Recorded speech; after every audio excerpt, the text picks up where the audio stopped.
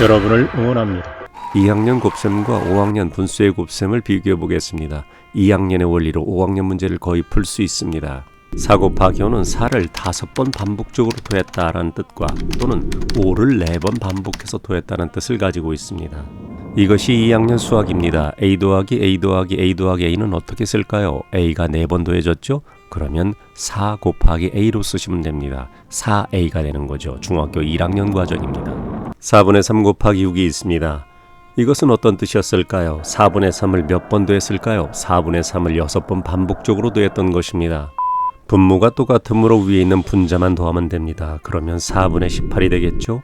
18에서 4를 몇 번 뺄 수 있나요? 4번 빼죠? 그럼 2가 남습니다. 따라서 4와 4분의 2입니다. 3학년 과정이죠. 분모 분자가 2의 배수입니다. 2로 나누어서 약분을 합니다. 더 이상 약분할 수 없는 아기분수, 기약분수를 만들어주면 해결이 됩니다. 수학을 잘하는 공부 비법을 말씀드리겠습니다. 틀린 문제를 10번 푸는 것입니다. 모르는 문제도 10번 반복해서 푸는 것입니다. 20번씩 풀면 더욱 좋겠죠? 여러분을 응원합니다. 대분수의 곱셈을 풀어보도록 하겠습니다. 어떤 수가 반복적으로 더해졌을 때 더하기 표시를 회전시켜서 곱하기를 만드는 것입니다. 4 곱하기 2와 2분의 1은 무엇을 몇 번 더했을까요? 2와 2분의 1을 4번 더했다고 생각하는 게 편하겠죠? 4를 2와 2분의 1번 더했다는 것은 불편하기 때문이죠. 2와 2분의 1은 2 더하기 2분의 1로 분해해서 쓸 수 있습니다. 뒤쪽에 있는 분수들도 그렇게 분해해서 쓸 수 있는 것이죠. 그러면 2가 모두 몇 번 쓰일까요? 2분의 1은 모두 몇 번 쓰이게 될까요? 2가 4번, 2분의 1도 4번 생기겠죠. 그럼 그것을 우리는 곱셈으로 다시 바꿔 쓸 수 있습니다. 4 곱하기 2, 4 곱하기 2분의 1로 바꿔 쓸 수 있는 것이죠. 중간 과정을 생략해서 처음에서 끝으로 오는 것을 중학교에서는 분배 법칙이라고 합니다. 중1 과정입니다. 4 곱하기 2분의 1은 4 곱하기 1 나누기 2와 똑같은 것입니다. 따라서 뒤쪽에서는 2가 됩니다. 정답은 10이 되겠죠. 4 곱하기 7 나누기 2가 있습니다. 4 곱하기 7 나누기를 밑으로 씁니다. 7 나누기 2. 그런 다음에 점 두 개를 생략해서 4 곱하기 2분의 7을 만듭니다. 약분하죠? 그럼 2가 남습니다. 2, 7이 14가 되는 거죠. 위의 식에서 4와 2를 먼저 계산해서 14가 될 수도 있습니다. 여러분을 응원합니다. 여러분이 새로운 게임을 시작해서 최선을 다하며 이어가지만 게임은 끝나게 되어 있습니다. 수학도 마찬가지입니다. 누구나 틀릴 수 있습니다. 그렇지만 게임을 계속하듯이 수학을 계속 풀어나가야 합니다. 틀린 문제를 반드시 반복해서 풀어보십시오.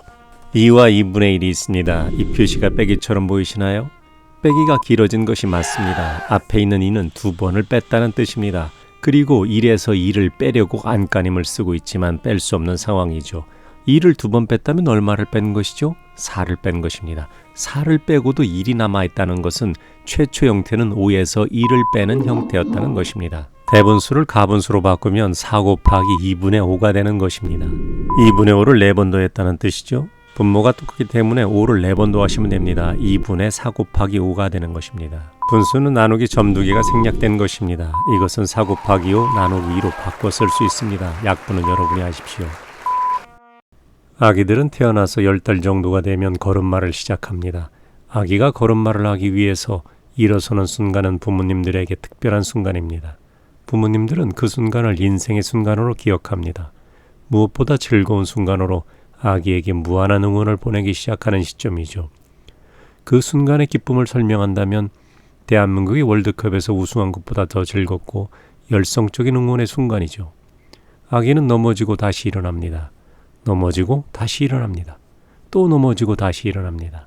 엄마 아빠가 열심히 응원하며 좋아하기 때문이며 조금 더 엄마 아빠한테 더 가까이 가기 위해서죠. 몇 번을 넘어지고 일어났는지 알 수 없습니다. 그리고 아기가 성장해서 숟가락질을 시작합니다. 음식을 숟가락 위에 올리지도 못하지만 엄마 아빠가 도와주는 것을 거부하고 숟가락질을 계속합니다. 숟가락이 입보다 높이 올라가 눈에 음식을 쏟아붓고 코에 쏟아붓고 볼에 쏟아붓고 여기저기 쏟아붓습니다. 먹는 양보다 흘리는 양이 더 많죠. 그러나 결코 포기하지 않고 숟가락질을 계속합니다. 10살이 되면 눈을 감고도 정확하게 입속으로 음식을 배달할 수 있습니다. 밥을 한 번 먹을 때 숟가락질을 몇 번 할까요? 간단히 10번이라고 하겠습니다. 하루 3끼를 먹는다고 가정하면 하루 30번이죠. 1년이면 1950번입니다. 10살이면 109,500번의 숟가락을 갖고 논 것이죠. 수학 문제 중에서 어려운 문제를 10번 이상 풀어본 적 있나요? 아마 없을 것입니다. 아무리 어려운 문제라도 10번을 반복하면 어렵지 않은 평범한 문제가 됩니다. 매스컴에서 달인의 칭호를 받으신 분들을 보면 한 가지 공통점이 있습니다. 오랜 세월 한 가지를 반복하신 것입니다. 우리 학생 여러분도 같은 문제집을 10번 이상 풀어보셔야 합니다. 부모님들은 자녀가 어렸을 때 보내주시던 응원을 계속하셔야 합니다. 응원하고 격려하고 박수 쳐주고 기다려 주셔야 합니다. 배우자에게도 응원하고 격려하고 박수 쳐주시고 사랑해 주십시오. 부모님의 응원은 자녀들에게 최고의 에너지 원천입니다. 다음 시간에 또 찾아뵙겠습니다. 감사합니다.